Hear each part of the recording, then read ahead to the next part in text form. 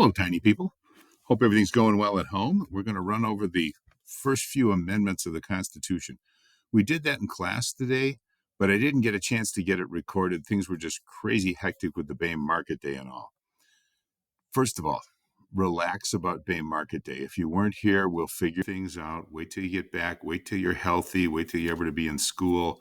That's the first thing to worry about. The rest of it will take care of itself. We can figure that out.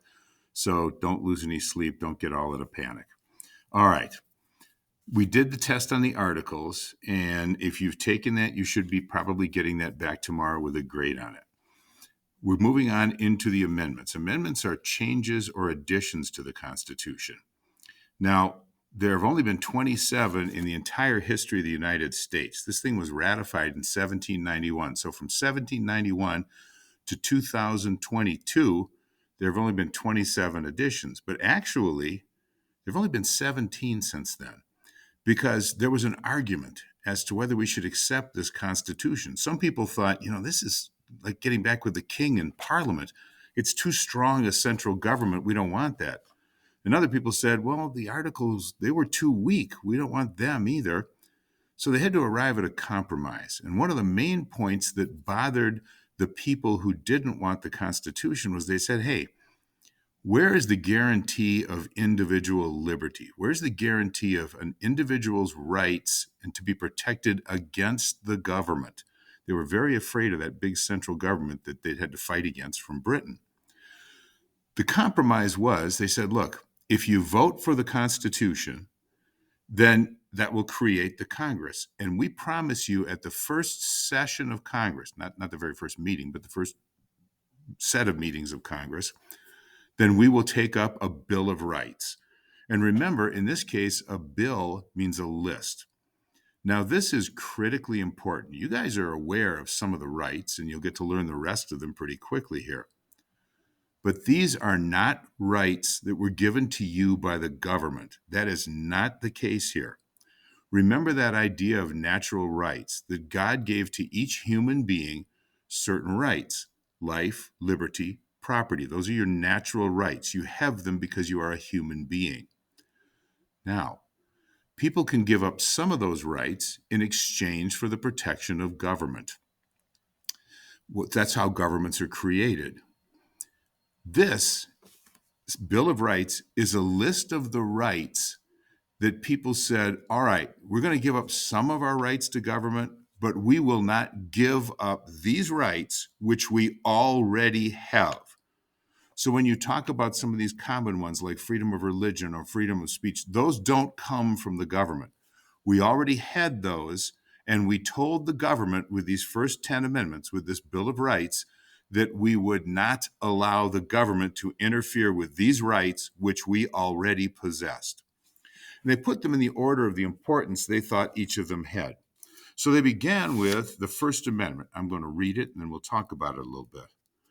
Congress shall make no law respecting an establishment of religion or prohibiting the free exercise thereof. Now, there's two parts right there. First of all, actually three parts. The first thing they said was, what's most important to us? Religion, our ability to worship our God. So that's the first thing they listed. And they said, we won't allow the establishment of an official religion. See, there were some countries back in Europe that did have official religions. The Church of England was embedded in England. France and Spain were Catholic countries. The Netherlands had the Dutch Reformed Church. Those were official religions, which meant when governments collected taxes from everyone, part of those taxes went to that official religion.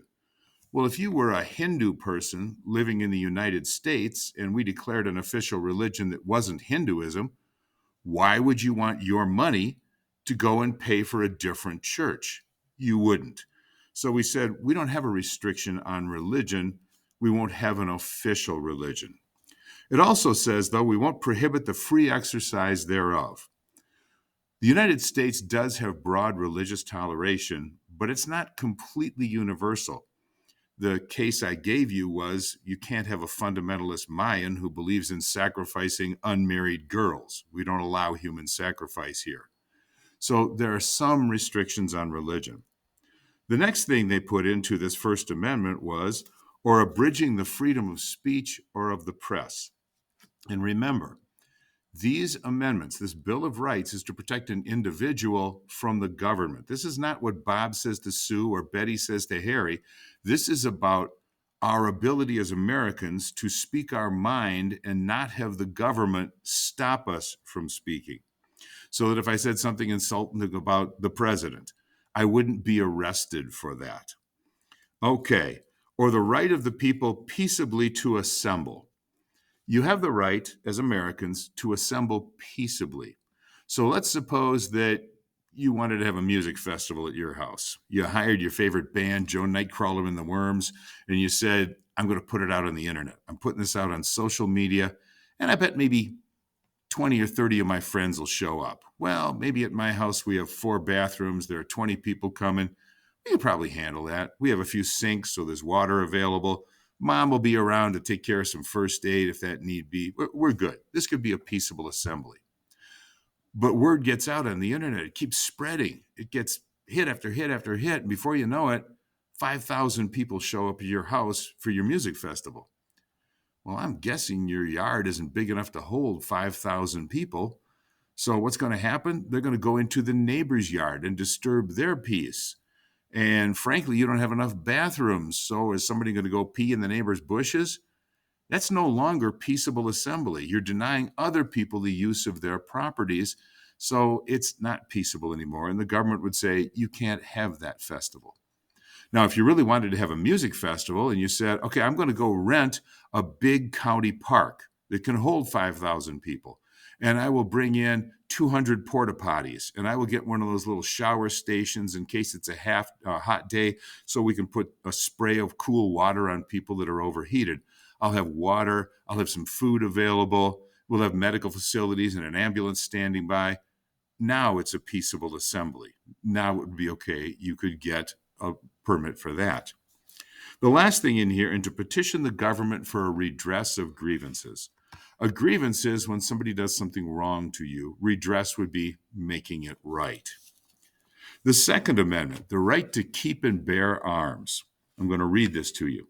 A well-regulated militia being necessary to the security of a free state, the right of the people to keep and bear arms shall not be infringed. Now, this is one of the amendments that gets the most legal attention. There are court cases about gun ownership all the time running through the courts. The problem is there are 2 clauses in this amendment, but the people on each side choose their favorite clause. Now, thinking back to the American Revolution, these people organized into militias. They had the Minutemen. They went out and drilled and practiced and made themselves army-like on the greens in their local towns.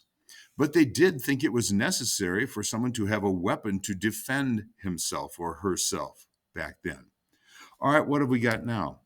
You have people on the side that say, well, people shouldn't own guns individually. They will only quote the first part of this. They'll say, a well-regulated militia being necessary to the security of a free state. That means if you want to own a gun, you have to go join the National Guard or some such well-regulated militia. But the people that think everyone should be able to own a gun will only quote the back half and say the right of the people to keep and bear arms shall not be infringed. Any gun, any place, any time, anywhere. And it's gone back and forth to courts, and there have been a number of decisions. Now, sometimes people say, I should be able to carry my gun anywhere. Now, think about it. Suppose you went over to Mayfair Mall. Mayfair Mall has signs on the doors that say, no firearms allowed. And you might say, but I have the right to keep and bear a firearm. I should be able to take my gun in there. But remember, Mayfair Mall is private property. It's not someplace public. You are allowed to carry a gun onto national lands owned by the national government. It says so right in the Constitution. But walking into Mayfair Mall, that's private property. And if the owners say, we don't want you to do that, that's okay. That's like if the owners of a restaurant said, we don't want you to smoke in here, or we don't choose to serve alcohol in here. They're allowed to do that because it is private property. The third amendment that they came up with, and think about, they're listing these in the order of what they find most important. The third amendment said, no soldier shall, in time of peace, be quartered in any house without the consent of the owner, nor in time of war, but in a manner to be prescribed by law. They hated the Quartering Act, one of the coercive acts that the British put on after the Boston Tea Party.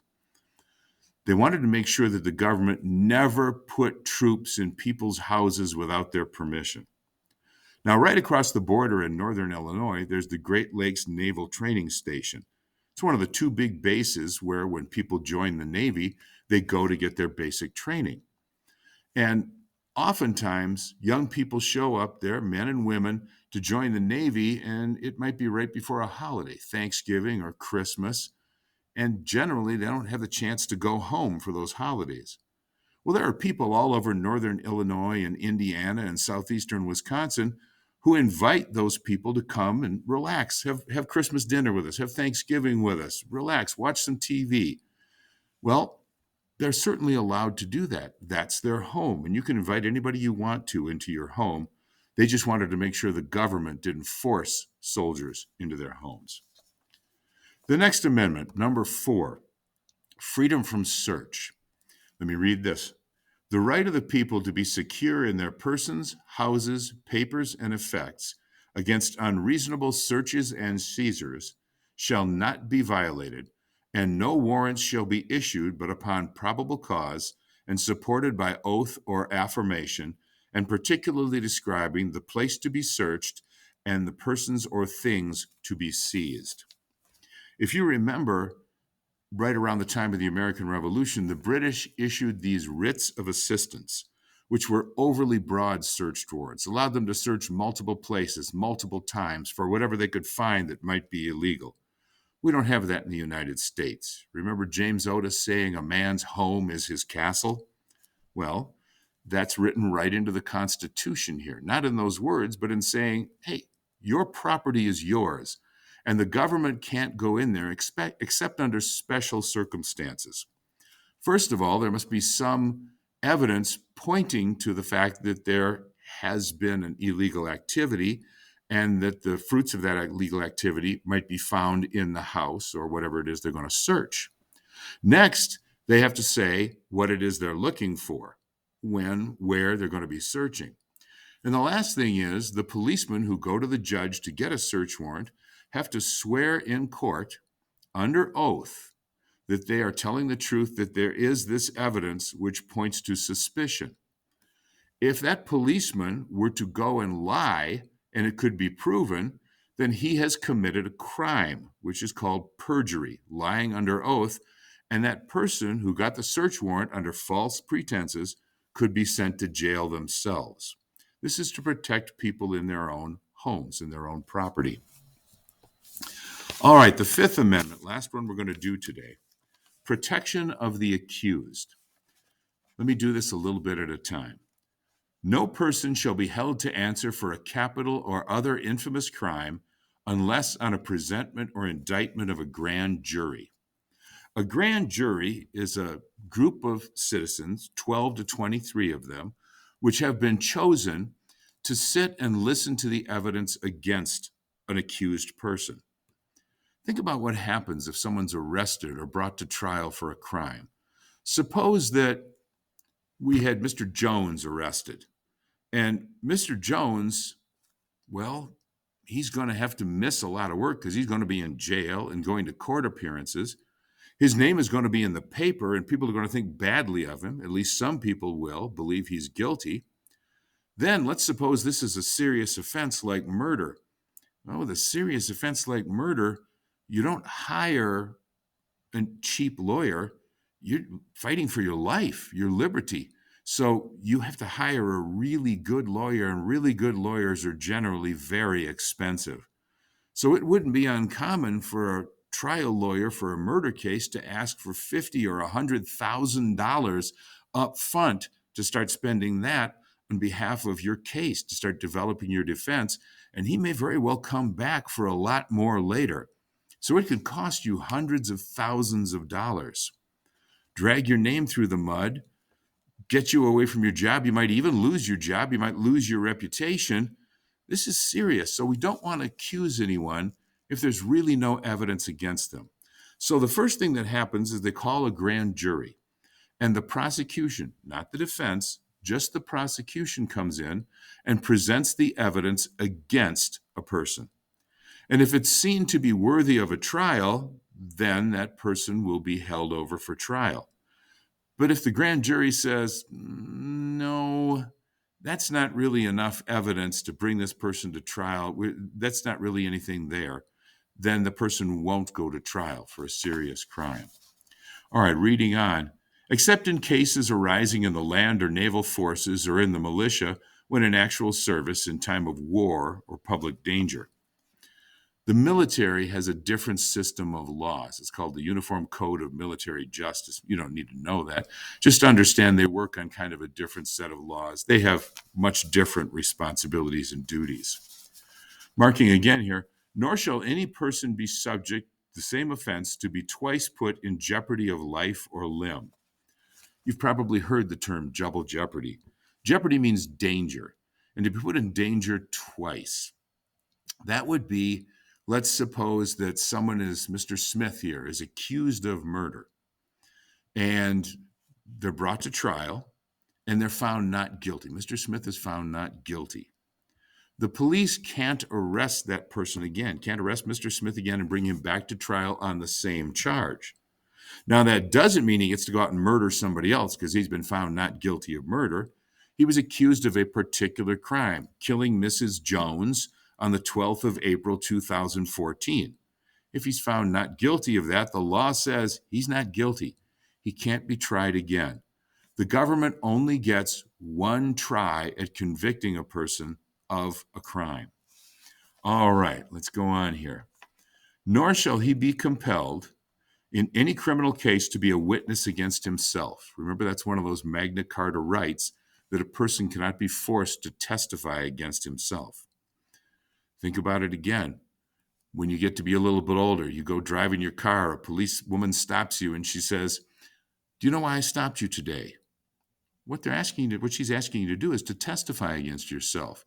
You don't have to do that. You can pleasantly say, "Is there a problem, officer?" Now, don't tell mom and dad that Mr. Holman's telling you how to get out of jail. That's not what I'm doing. I'm just telling you about your constitutional rights. Reading along, nor be deprived of life, liberty, or property without due process of law. Okay, due process of law. That means things have to be done correctly. And when you think about police shows or lawyer shows that you've seen, you've probably heard them say, "You, Betty Jones, are under arrest for the murder of Bobby Timmons." Well, that's the first thing they're doing is your habeas corpus. They're telling you the crime you've been charged with. You have the right to remain silent. That means you don't have to testify against yourself. Anything you say may be used against you in a court of law. So if you do speak, you're waiving your right of silence. We can use that against you. You have the right to have an attorney present, which means you can have proper counsel. You can ask somebody to be there who really knows the law. Now, again, I'm not trying to get you out of trouble. I just want you to be aware of your constitutional rights. If at any time, for any reason, and I certainly hope this would never happen, you happen to be arrested, you would not say, "I want to see my mom." You would have to say, "I'd like to see my lawyer." And if mom happens to be a lawyer, that's great. But don't ask for her by mom, ask for her by lawyer mom. All right? And the last part of this is, nor shall private property be taken for public use without just compensation. This is kind of a sore point at Brookfield Academy because years ago we bought those places across the field or across the street where the athletic fields are in the high school. I think it was about a total of 110 acres, roughly that. Have you ever noticed that just on the other side of the tennis courts, there's just an open area? Well, that is a Butler's garter snake habitat. When we first bought those fields, we had intended to develop them all. It was a farm field. But somebody said, "Oh, we think we've seen Butler's garter snakes over there." And Butler's garter snakes are an endangered species. Now, they look just like a garter snake, which is one of the most common snakes in America, except they have a red dot in their forehead. Well, the Butler's garter snake, we had to hire an expert to go see if they were over there. And in fact, yes, there were some Butler's garter snakes over there. So the government said, well, that's an endangered species. We can't interfere with their area. So they drew that area over on the other side of the tennis courts off and said, you can't build anything here. This is a snake habitat. And so that will forever remain a Butler's garter snake habitat. And Brookfield Academy said, but the Constitution says, nor shall private property be taken for public use without just compensation. And we paid about $2 million for all that property, and you took maybe a fifth of it. So can we have $400,000, please, for our land, for your snake habitat? But the government got a little tricky here. They said, no. See, you're a school, so you could use the snake habitat like a ecology lab, like a biology lab. So it still has a use to you. So we didn't really take away the value, so they didn't end up paying us anything. All right, dear hearts and gentle people, that takes care of the first 5 amendments to the Constitution. Again, please be aware that you've taken your test, your TIS, on the articles. The next one is going to be on the amendments. And then I'll probably blend those two together into a test grade. So please be taking your notes. You can listen to this a couple times if need be. Fill it into the booklet. You may have the booklet when you take the amendments test right in front of you. So that's where all the notes need to be, not in a notebook, not on 3x5 cards. Also remember, you can certainly tab your booklet so that it's easier to find where things are, might allow you to finish your TIS in a little bit faster time. All right, tiny people, thank you for listening, and I hope you're all back here soon because I miss your smiling faces. All right, hasta la vista, babies.